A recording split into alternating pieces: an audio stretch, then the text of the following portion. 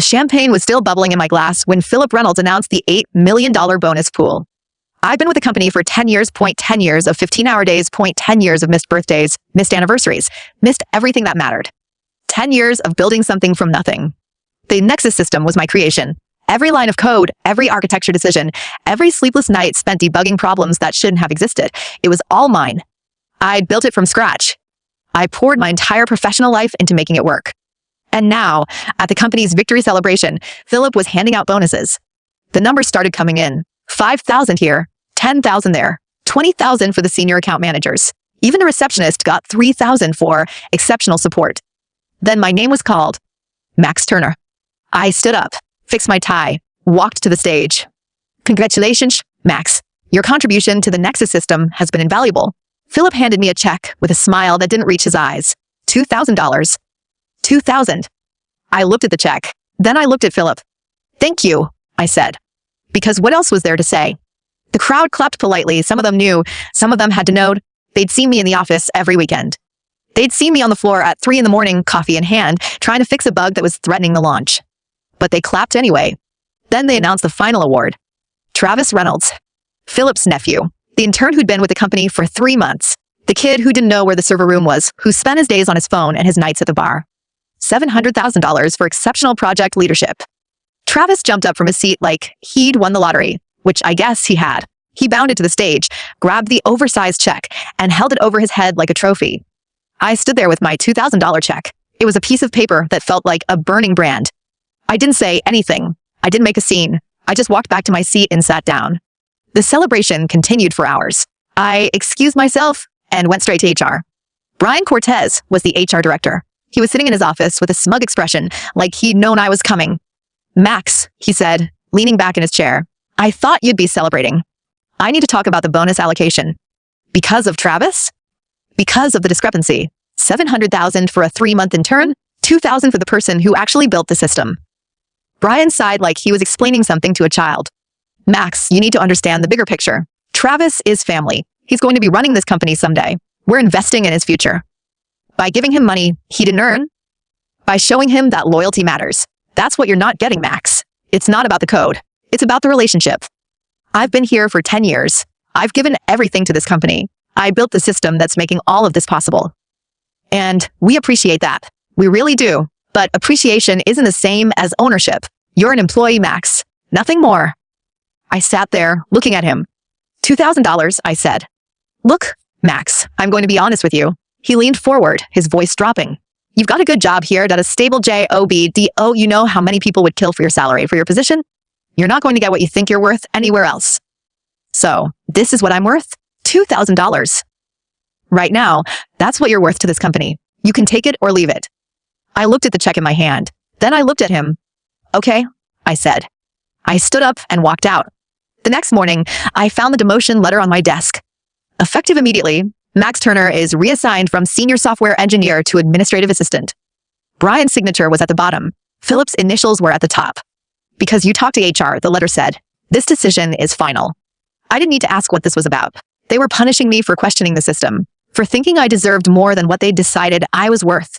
The worst part, nobody looked surprised. I saw it in their faces. The acceptance, the resignation. They'd seen it happen before, and they knew it would happen again. Travis walked by my desk, coffee in hand, his grin stretching wide. Looking good in the admin role, Max. You'll be great at ordering lunch. His friends snickered. A few others laughed, then quickly stopped. I stood up. I walked over to Travis. I looked him in the eye and said, you're a symptom, not the disease. I walked away. Then I walked back to my desk, opened my laptop, and started copying files. Not the core code, not the heart of the system. That existed nowhere but in my head, but everything else, MY researched, MY notes. My documentation. I deleted the local copies, made sure there was nothing on the company's servers that anyone else could use, not because I wanted to destroy them, but because I'd learned the hard way that nothing you build for someone else is ever really yours. Then I picked up my things, my mouse, my keyboard, my coffee mug, the few personal items I'd accumulated in a decade. I walked out of the building without looking back. The exit interview was brief. Brian asked if I wanted to reconsider, if I wanted to apologize and make things right. I told him I'd already made the right decision. Max, you're making a huge mistake, he said. Am I? You're walking away from everything you've built here. No, I laughed. I'm walking away from the company that built nothing. I'm taking everything that matters. I didn't tell him about the code. I didn't tell him about the architecture. I didn't tell him about the core that lived only in my mind. I just left. The call from my friend Derek came the next day. Max, what did you do? I quit. I know you quit, but what did you do? The system's crashing. Something's gone wrong. Nobody can fix it. Try Travis. Max. Call me when he figures it out. I got on a plane. I didn't tell anyone where I was going. I didn't leave a forwarding address. I just disappeared. The first few days, I did nothing. I slept. I ate. I stared at the ocean. It was the first time in a decade I'd felt anything like peace. My phone buzzed constantly. Derek, mostly. But eventually, Philip. His message was simple. Come back. We'll talk. I didn't respond. The company stock began to fall. I saw it on the news sitting in a beachside bar. Tech company collapse. Is the end near? They were trying to fix the system. They were failing. Without the core architecture, the code I'd written in a language no one else had ever seen, the system was just a shell. I'd called it Star Chain Protocol. It was my creation, my logic, my design, and it was encrypted in a way that no one else could access. They could see the code. They just couldn't understand it. Philip called my parents. You have to tell me where he is, he said. I don't know, my mother said. And if I did, I wouldn't tell you. Please.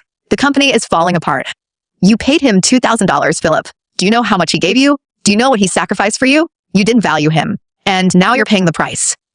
On day 10, I got a text from an unknown number. Max, it's Derek. They've called in the top consultants, the best in the country. They can't fix it. They don't understand the architecture. They said the only person who can is the person who built it. I put the phone down and didn't respond. On day 14, I came back. Not because I wanted to, but because I knew what was going to happen. Philip was going to show up, and I wanted to be there when he did. My flight landed at 7 p.m. I took the train from the airport, and as I walked out of the station, I saw them. Philip Reynolds, the entire executive team, all of them standing in the terminal, waiting. There must have been 20 of them, all in suits, all sweating, all looking desperate. When Philip saw me, he pushed through the crowd. Max, thank God. I didn't move. You've got to come back, he said. The company is dying. The system is broken. What system? The one you built. It's been crashing for weeks. We've tried everything. We can't fix it. The consultants, the experts, nobody can figure it out. I'm sorry to hear that.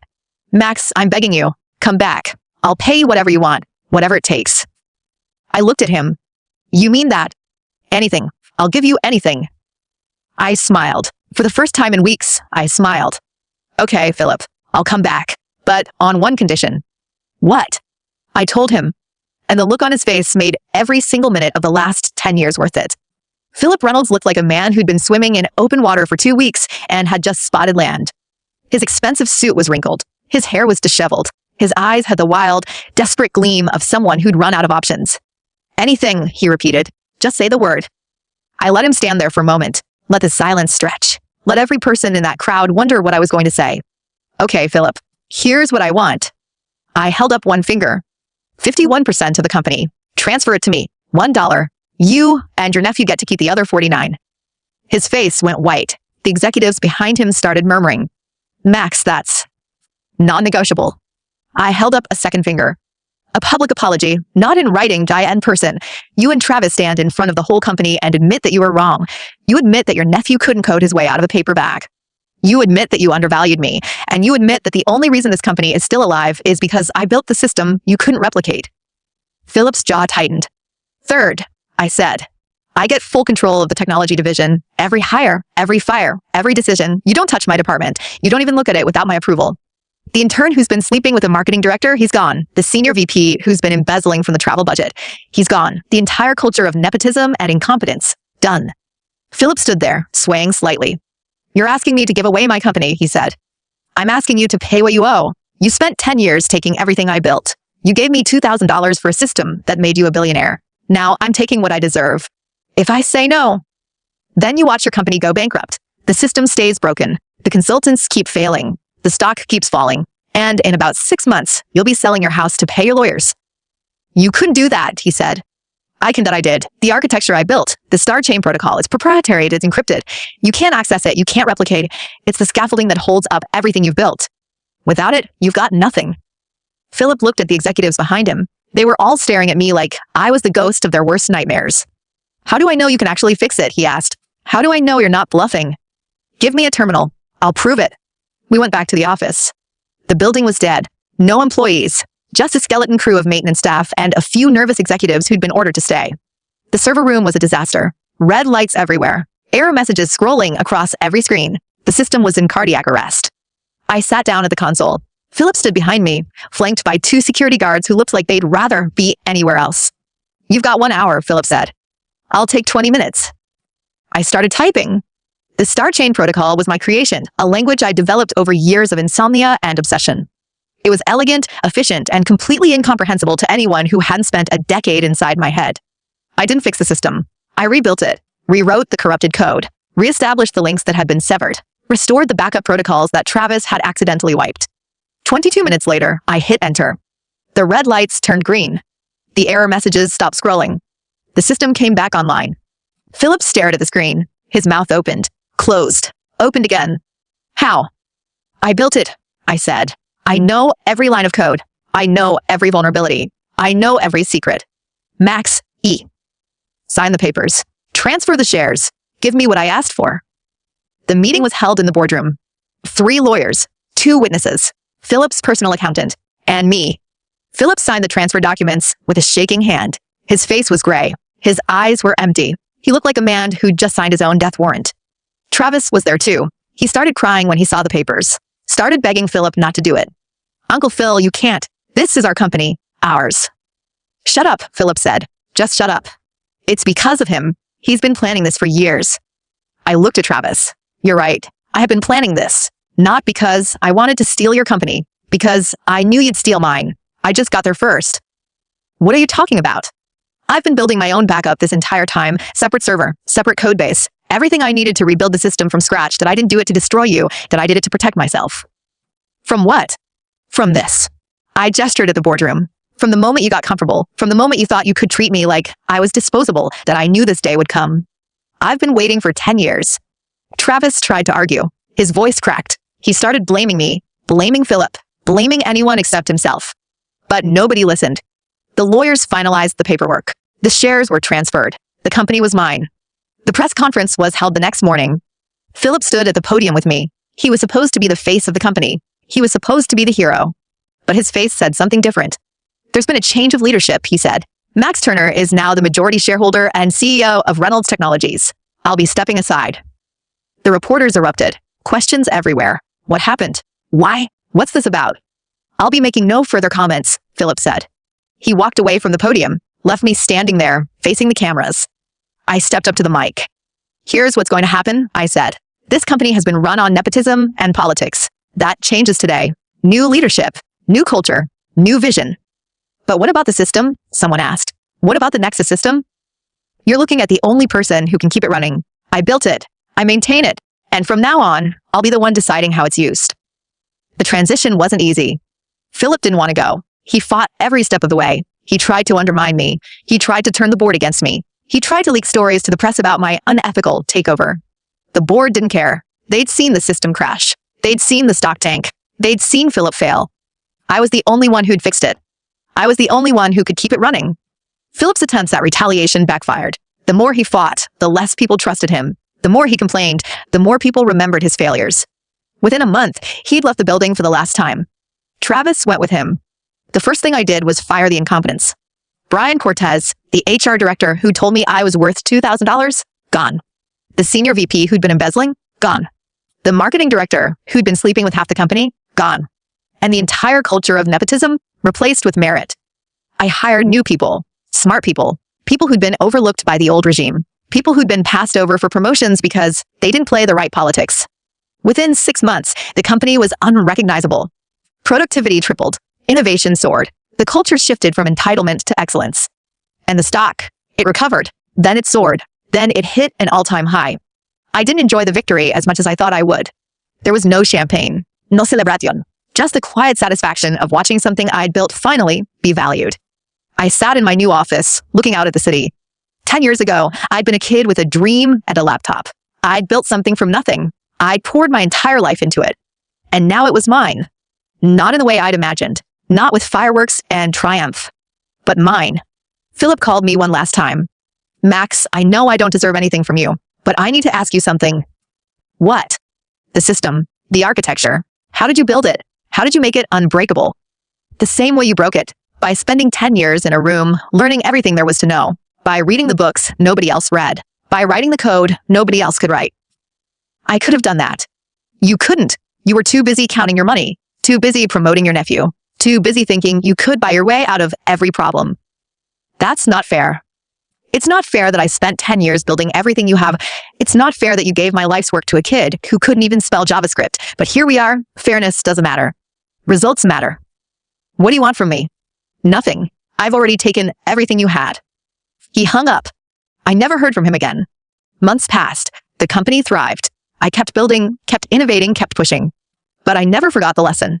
The lesson that nothing you build for someone else is ever really yours. That loyalty is a transaction. That power is a weapon. And that the only way to protect what you create is to make yourself irreplaceable. I'd done that.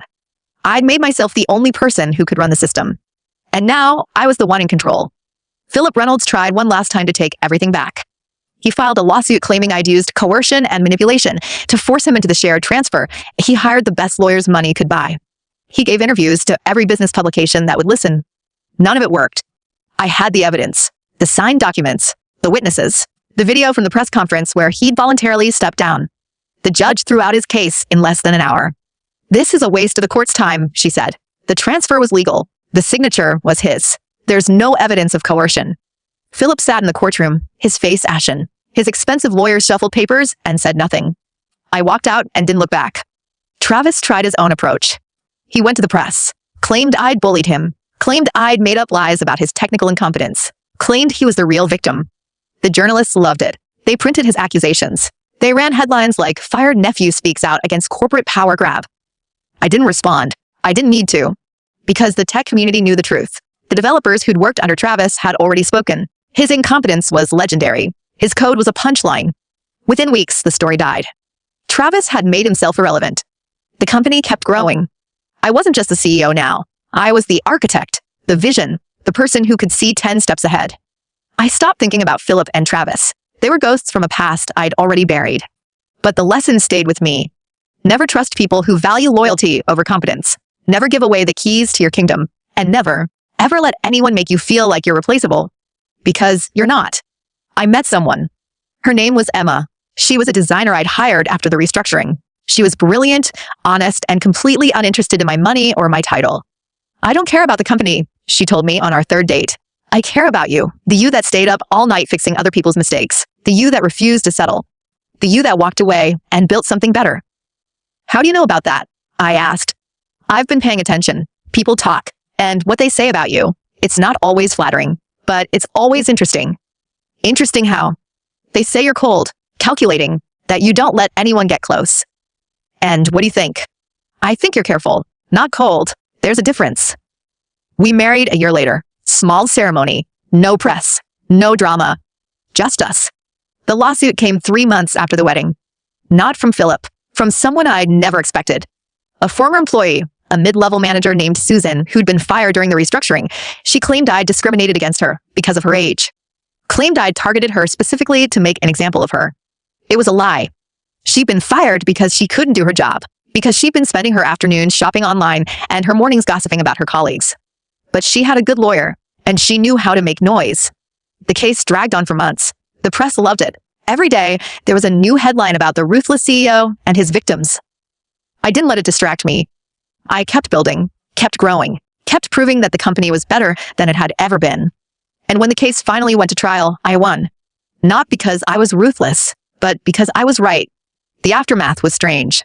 I'd won. Philip was gone. Travis was irrelevant. The lawsuit was over. But I didn't feel victorious. I felt tired. I'd spent so long fighting that I'd forgotten how to stop fighting. Emma noticed. "You're not happy," she said one night. "I'm exhausted." Same thing, isn't it? Maybe.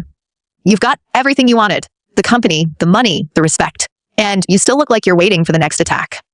Because I am. There's always another attack. Another lawsuit. Another betrayal. That's how it works. No, it's not. She sat down beside me. That's how it worked with Philip. That's not how it has to work with everyone else. You don't know that. I know you. You've been fighting for so long. You've forgotten there's another way to live. I didn't change overnight, but I started to. I stopped checking my phone at 3 a.m. I stopped reading the gossip columns. I stopped obsessing over every potential threat. I hired people I could trust. I delegated responsibility. I let go of the need to control everything. And slowly, I started to breathe again. Philip tried to return once more. He'd written a book, a memoir about his fall from grace. In it, he painted himself as the victim, the brave entrepreneur who'd been destroyed by a power-hungry employee. The book sold poorly. The reviews were brutal. Everyone remembered the truth. Travis gave an interview to a podcast trying to explain his side. It was so full of lies and contradictions that the host cut the interview short. They were never going to be anyone again. I felt something I hadn't expected. Not pity, not hatred, just a kind of quiet acceptance. They'd made their choices. I'd made mine. And we'd all ended up exactly where we were supposed to be. The company marked its 25th anniversary. I stood on the stage in the conference center and looked out at the faces of the people who'd helped build this new era. 25 years ago, I walked into a room with a laptop and a dream. I didn't know if I'd make it. I didn't know if I'd ever be recognized for what I'd done.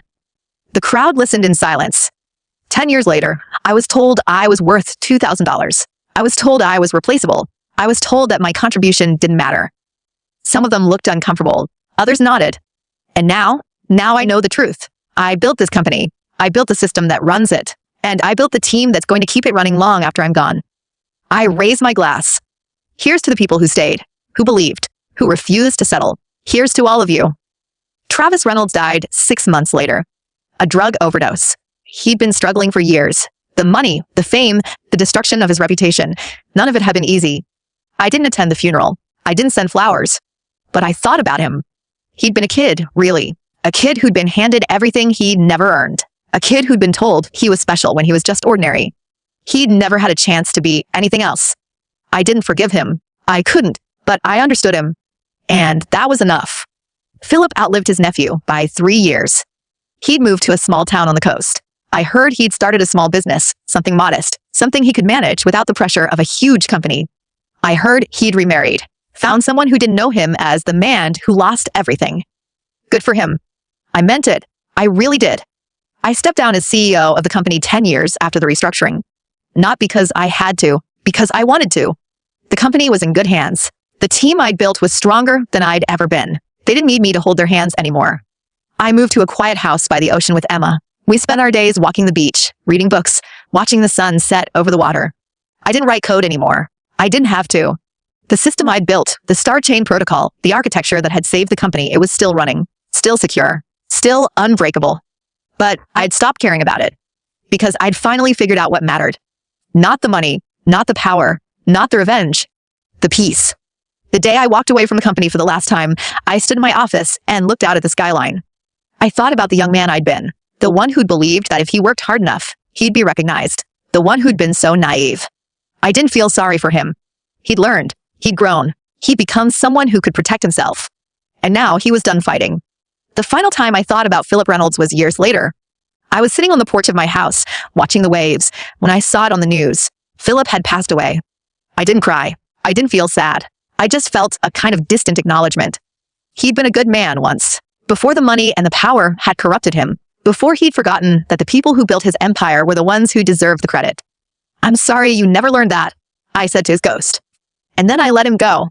Emma came out onto the porch. "Everything okay?" "Everything's fine." "Who were you talking to?" "Myself." She sat down beside me and leaned her head on my shoulder. "You're going to live a long time," she said. "I just hope you learn to enjoy it." "I'm trying." "Keep trying." I closed my eyes and listened to the waves. This was it. The end of the story I'd been telling myself for 30 years. And the beginning of something new. Something peaceful. Something mine.